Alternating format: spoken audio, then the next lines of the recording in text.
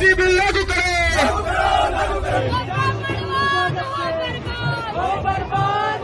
मैंने पिछले बार ये कहा था कि सुप्रीम कोर्ट ने इस प्रकार से अपनी हिम्मत की या बिल को स्टे ऑर्डर देने के लिए, बाद में सुप्रीम कोर्ट ने उसको रद्द कर दिया।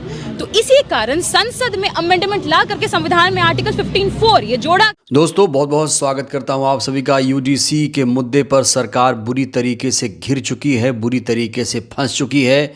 यूजीसी मुद्दे पर सरकार को ना तो निगलते बन रहा है ना तो उगलते बन रहा है। पिछले कई दिनों से बहुजन समाज के लोग सड़कों पर उतरकर आंदोलन प्रदर्शन करने को मजबूर हैं, लेकिन ये सरकार बहरी बन चुकी है, इस मुद्दे पर गूंगी बन चुकी है। उसे ना तो कुछ दिखाई दे रहा है ना तो कुछ सुनाई दे रहा है। इस बीच अब आंदोलनकारियों ने सीधे सीधे जस्टिस सूर्यकांत से गुहार लगानी शुरू कर दी है। बहुत सारे लोगों ने तो सुप्रीम कोर्ट पर दबाव डालना भी शुरू कर दिया है। दोस्तों हमें ये नहीं भूलना चाहिए कि जब सरकार ने यूजीसी एक्ट लागू किया तो पूरे देश में इसके खिलाफ प्रदर्शन हुआ।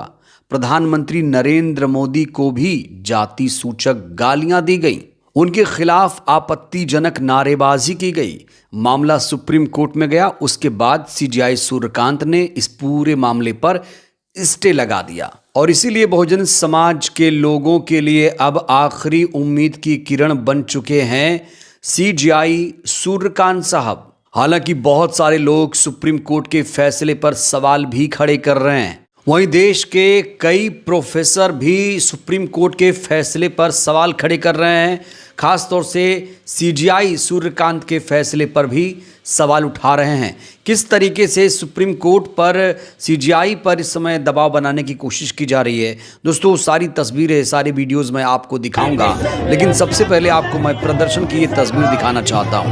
यहाँ आप देखिए इस समय देश में किस तरीके से प्रदर्शन हो रहा है। यूजीसी के सपोर्ट में किस तरीके से रैली निकाली जा रही है। एससी, एसटी और ओबीसी संगठनों ने नई गाइडलाइन लागू करने की मांग तेज कर दी है। आप देखिए कि इनके अंदर कितना ज्यादा गुस्सा है। एससी, एसटी समाज चाहता है कि हर हाल में यूजीसी गाइडलाइन लागू हो।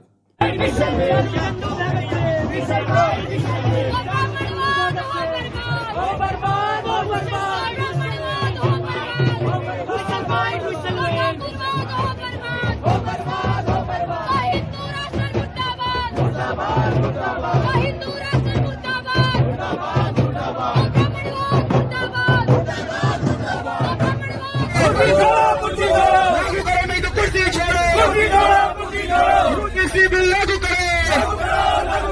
यूजीसी बिल लागू करें। यूजीसी बिल लागू करें। यूजीसी बिल लागू करें। आज यूजीसी के समर्थन में मुरादाबाद की धरती पर ओबीसी, एससी, एसटी संयुक्त मोर्चा के तत्वाधान में ये विशाल धरना प्रदर्शन किया गया है। और अब जो है जिलाधिकारी के माध्यम से महामहिम राष्ट्रपति महोदया को ये ज्ञापन प्रेषित किया जाएगा। और हमारी मांग है कि जो यूजीसी ने ये गाइडलाइन जारी करी है इसको तत्काल जो है जारी करा जाए और सुप्रीम कोर्ट ने जो स्टे किया है उसको जल्द से जल्द तोड़वाया जाए। और ये जो स्टे हुआ है ये तथ्यों के आधार पर नहीं हुआ, क्योंकि देश के अंदर पहली बार एक अच्छा काम हुआ था वो उसमें भी सुप्रीम कोर्ट ने रोक लगा दी। तो ये जो है बहुत गलत हुआ है, देश के अंदर संदेश बहुत गलत जा रहा है। हमारी मांग को जो है स्वीकार कर लिया जाए, नहीं तो पूरे देश में बहुत बड़े स्तर पर धरना प्रदर्शन होंगे। तो यूजीसी पर लगातार देश में आंदोलन चल रहा है और ये जो आंदोलन है अनिश्चितकालीन आंदोलन है। कहा जा रहा है जब तक यूजीसी एक्ट लागू नहीं होगा तब तक ये आंदोलन प्रदर्शन चलता रहेगा। इस बीच इलाहाबाद यूनिवर्सिटी के एक प्रोफेसर बहुत ज़्यादा चर्चा में हैं। उन्होंने सुप्रीम कोर्ट को लेकर एक ऐसा बयान दिया जिसकी बहुत ज़्यादा इस समय चर्चा हो रही है। वो कह रहे हैं कि ये जो कोर्ट हैं वो ब्राह्मणवादी व्यवस्था के शिकार हो गए हैं, इसलिए हमें पेरियार मॉडल अपनाना पड़ेगा। देखिए इनके अंदर कितना गुस्सा है। सभी को क्रांतिकारी जय भीम। जय भीम। मैंने पिछले बार ये कहा था कि सुप्रीम कोर्ट ने इस प्रकार से अपनी हिम्मत की या बिल को स्टे ऑर्डर देने के लिए, तो मैं ये कहना चाहता हूँ कि सुप्रीम कोर्ट की यह ताकत इसलिए आई क्योंकि वो ब्राह्मणवादी व्यवस्था के शिकार हैं। हमें उत्तर भारत में पेरियार मॉडल को अपनाना होगा। पेरियार मॉडल ही ऐसा मॉडल है जिसके आधार पर ब्राह्मणवादी व्यवस्था डरती है। आपके सामने मैंने पहले बार भी कहा था, इस बार भी कह रहा हूँ कि हमें कांशीराम जो जगजीवन राम है उनके मॉडल नहीं चलेगा। उस मॉडल से कांग्रेस की सरकार ने भी ब्राह्मणवादी व्यवस्था को अपना करके हमारे हर बिल को वापस लिया है, चाहे मंडल कमीशन का बिल हो, चाहे 1935 का बिल हो, चाहे आरक्षण का बिल हो, हर बिल को जगजीवन मॉडल के आधार पर लिया गया है। हमें निश्चित तौर पे पेरियार का मॉडल अपनाना होगा, क्योंकि आप देखिए कि सूर्यकांत के पास तो इतनी हिम्मत थी कि बड़े अच्छे वकीलों के बावजूद भी उन्होंने वो वापस लिया, केवल 3 दिन के अंदर वापस लिया। तो मैं ये कहना चाहता हूँ कि केवल वही नहीं, जब से हमारा 29 तारीख से ये मुद्दा चला है, ये मूवमेंट चला है, तब से मनुवादी मीडिया या ब्राह्मणवादी मीडिया नहीं चला रही है। बड़ा सवाल ये है, क्या बहुजन समाज के लोग भी अब कोर्ट पर दबाव बनाने की कोशिश कर रहे हैं? वहीं कंचना यादव का भी इसी सिलसिले में एक ताज़ा बयान सामने आया है। वो साफ तौर से नाराज़ नज़र आ रही हैं। वो कह रही हैं कि कोर्ट भी आपका, हर संस्थान आपका, मीडिया आपका, यूनिवर्सिटी आपका, तो फिर बहुजन जाएं तो जाएं कहाँ? कोर्ट आपका, मीडिया आपकी, सरकार आपकी, वर्चस्व आपका, तो बहुजन कहाँ जाए? 85% बहुजनों को आप सिर्फ लॉलीपॉप दिखाकर तो नहीं कर सकते ना। जब डिस्क्रिमिनेशन के खिलाफ एक एक्ट जब लागू करना था तो आप तो लागू कर नहीं पाए, आप रेगुलेशन लगा नहीं पाए, आपका वकील, सरकार का वकील डिफेंड नहीं कर पाया, आप ही का वकील, आप ही का कानून, आप ही के अदालत में डिफेंड नहीं कर पाया, तो क्या है ये? न सिर्फ कंचना यादव बल्कि प्रियंका भारती भी इस समय सुप्रीम कोर्ट पर सवाल खड़े कर रही हैं।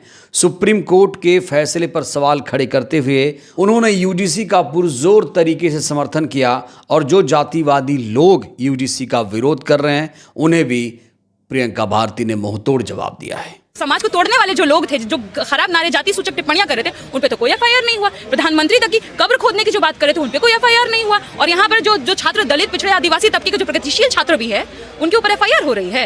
ये कैसा, किस तरह का दोहरा मापदंड है? बीजेपी वाले लोग की सभी हिंदू है, तो अभी यूजीसी का एक छोटा सा कानून जिसमें 1% भी न्याय की गुंजाइश थी, सिर्फ ओबीसी को उसमें जोड़ दिया गया और बाकी चीजें तो उसको तो कमजोर ही किया गया, उसको और स्ट्रॉन्ग बनाए जाने की जरूरत है। उतने में ही सब बढ़ गए, कोई ओबीसी हो गया, कोई एससी हो गया, कोई एसटी हो गया, इस तरीके से समाज को दो फाड़ कर दिया इन लोग। विधान का पहला अमेंडमेंट है, वो भी याद आता है दोराई राजन केस का।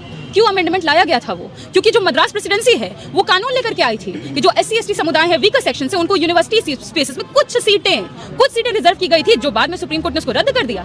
तो इसी कारण संसद में अमेंडमेंट ला करके संविधान में आर्टिकल 15(4) ये जोड़ा गया कि प्रोविजनली उनको हम जो वीकर सेक्शन से उनको मजबूत बनाएंगे, तब जाकर के आरक्षण की जो नींव भी है एजुकेशनल इंस्टीट्यूशन में, शैक्षणिक संस्थानों में, वो तैयार हुई। इसी सिलसिले में प्रशांत कनौजिया, जो कि बहुजन चिंतक माने जाते हैं, अम्बेडकराइट माने जाते हैं, वो ये कह रहे हैं कि जब सरकार ने यूजीसी एक्ट लागू किया तो जातिवादी लोगों ने प्रदर्शन किया, विरोध किया, जिसके बाद सुप्रीम कोर्ट ने स्टे दिया और इसीलिए हम अब आंदोलन प्रदर्शन कर रहे हैं, जिससे सुप्रीम कोर्ट ने जो स्टे लगाया है, आगे 19 मार्च को फैसला बहुजनों के हक में आए। अगर 4-5 बजरंगी गले में भगवा गमछा डालकर सुप्रीम कोर्ट को प्रभावित कर सकते हैं, तो हमने भी 2 अप्रैल भारत बंद करके बता दिया था कि अगर सुप्रीम कोर्ट कुछ भी करने का काम करेगा तो इस देश का बहुजन सड़क पर उतर के बता देगा कि जीरा भी अगर सड़क पर गिर जाए तो वो जमीन पर नहीं गिर पाएगा। इतने लोग अगर इस देश के अंदर सड़क पर आने का काम करेंगे तो मुझे नहीं लगता इन लोगों को समझ में नहीं आ रहा है। यूजीसी के समर्थन में आंदोलन कर रहे कुछ लोग ऐसे भी मिले जो साफ तौर से ये कह रहे हैं कि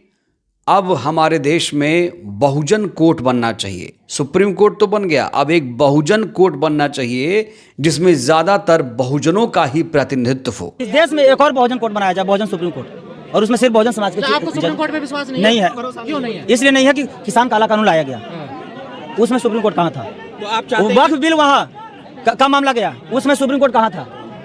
और ये यूजीसी कानून जब गया तो 72 घंटा में इसका डिसीजन क्यों आ गया? तो सुप्रीम कोर्ट नहीं, वो स्वर्ण कोर्ट है, जातिवाद कोर्ट है। भेदभाव नहीं होता तो लालू जी को जेल और मिश्रा जी को बिल कैसे दे दिया? तो यूजीसी लागू कराने के लिए लोग इस समय सड़क पर उतरे हुए हैं। अपने अपने लोग एक सुर में कह रहे हैं कि यूजीसी लागू होकर रहेगा, हम यूजीसी को लागू करवा के ही मानेंगे। बड़ा सवाल यह है, क्या सीजेआई सूर्यकांत यूजीसी पर फैसला लेंगे? क्या वो यूजीसी को लागू करने वाला निर्णय ले सकते हैं? क्योंकि इस समय बहुजन समाज के लोग सीजेआई सूर्यकांत से बहुत ज़्यादा उम्मीदें लगाकर बैठे हैं।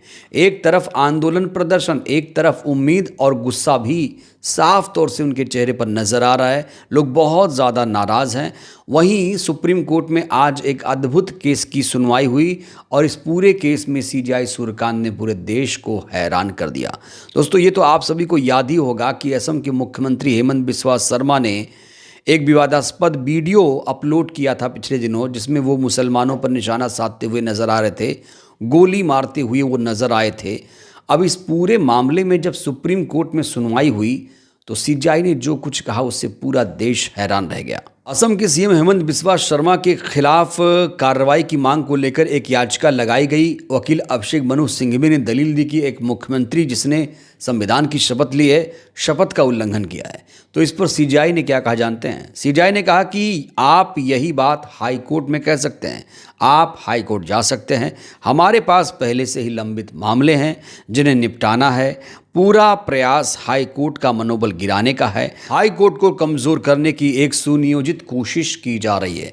तो ये सीजेआई सूर्यकांत हैं। सीजेआई सूर्यकांत साहब ने यूजीसी पर त्वरित फैसला लिया था, याद करिए, त्वरित फैसला लिया था। महज 24 घंटे के अंदर यूजीसी पर न सिर्फ सुनवाई की गई बल्कि तुरंत यूजीसी गाइडलाइन पर स्टे लगा दिया गया। लेकिन जब एक महत्वपूर्ण केस सुप्रीम कोर्ट में आया तो इस पूरे केस को सीजेआई साहब ने हाई कोर्ट की तरफ मोड़ दिया।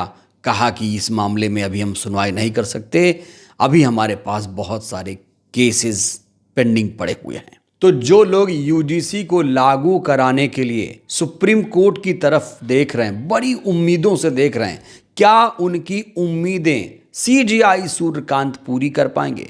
दोस्तों, आपको सीजेआई सूर्यकांत से कितनी उम्मीदें हैं? राय दीजिएगा। बहुत बहुत धन्यवाद।